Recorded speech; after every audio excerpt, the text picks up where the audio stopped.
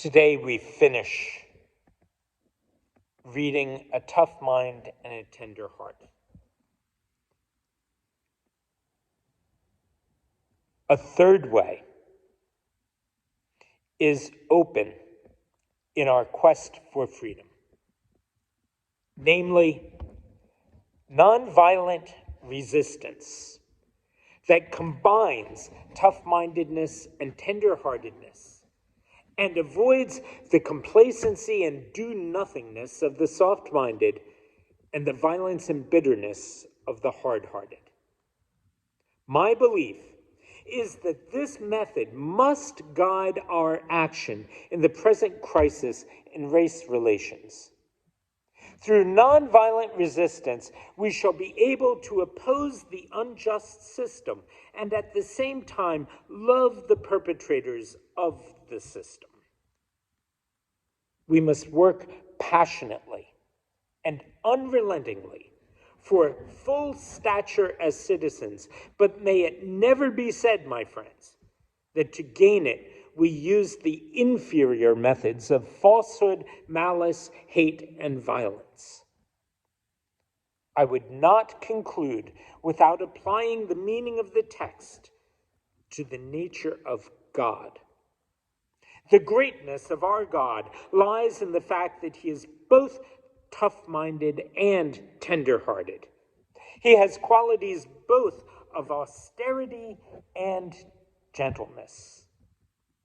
The Bible, always clear in stressing both attributes of God, expresses his tough-mindedness in his justice and wrath, and his tender-heartedness in his love and grace.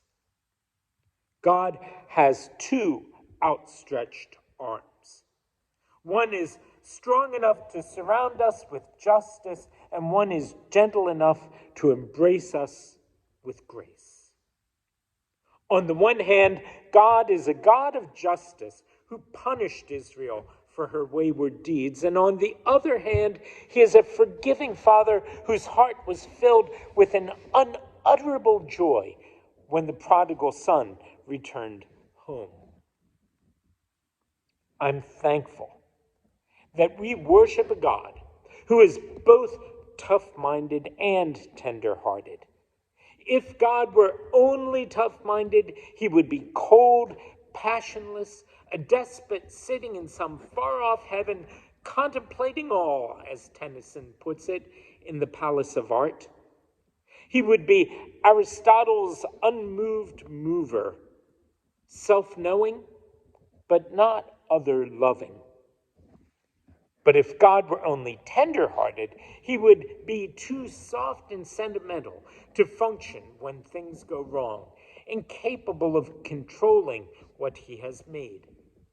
He would be like H.G. Wells's lovable God in God the Invisible King, who is strongly desirous of making a good world, but finds himself helpless before the surging powers of evil.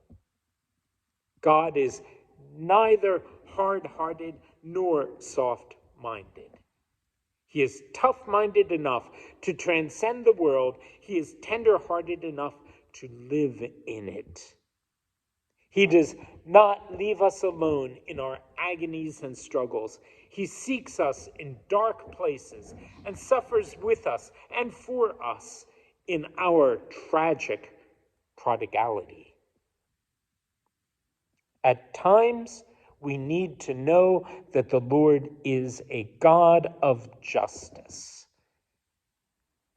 When slumbering giants of injustice emerge in the earth, we need to know that there is a God of power who can cut them down like the grass and leave them withering like the green herb.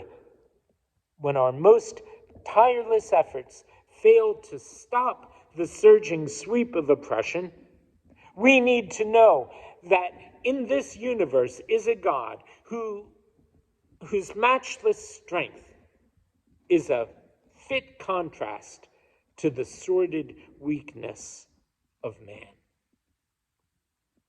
But there are also times when we need to know that God possesses love and mercy. When we are staggered by the chilly winds of adversity and battered by the raging storms of disappointment, and when, through our folly and sin, we stray into some destructive far country and are frustrated because of a strange feeling of homesickness, we need to know that there is someone who loves us, cares for us, understands us, and will give us another chance. When days grow dark and nights grow dreary, we can be thankful that our God combines in his nature a creative synthesis of love and justice, which will lead us through life's dark valleys and into sunlit paths of hope and fulfillment.